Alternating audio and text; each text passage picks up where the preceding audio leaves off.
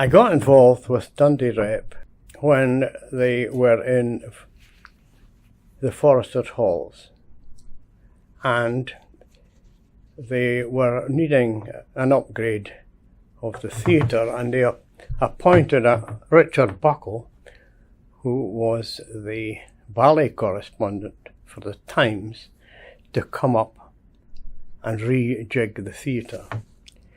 In process, I'd been involved in taking pictures at that time, and he liked my pictures, and so much so, he went to see the editor of the Courier at that time, who was a Mr. John Cameron, and asked if I could supply a picture of each production and a picture of an artist from each production on a regular basis.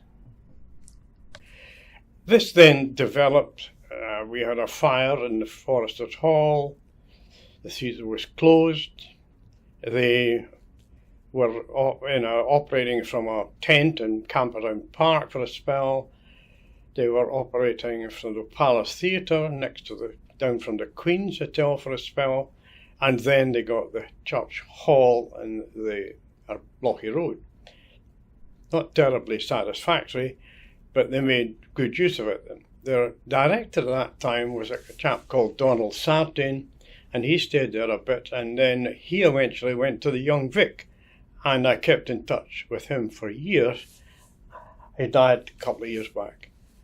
My connection then just continued through different directors, different people, and I then started to do pictures of productions on a regular basis. In fact, I probably photographed every production in a period of 30 years, were produced by various directors.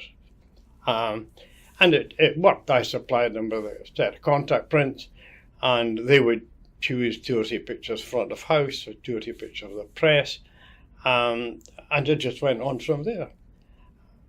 It was a good job to have, a very regular job, and it was interesting because I was interested in the theatre, and you met all sorts of people, and I can still relate to Gregor Fisher. He was here 2 or 3 years back.